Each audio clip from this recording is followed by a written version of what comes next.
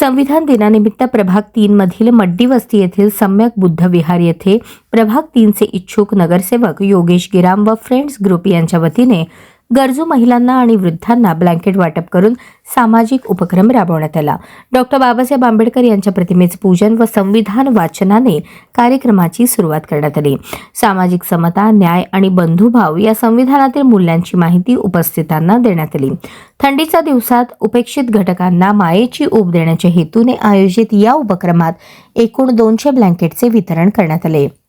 कार्यक्रमास आरपीआय नेते KD Kamble, Bhajap SC मोर्चाचे अध्यक्ष प्रवीण कांबळे तसेच फ्रेंड्स ग्रुपचे कार्यकर्ते विशाल हलसंगी, पंकज मलजी, सुनील नाटीकर आदी मान्यवर उपस्थित होते।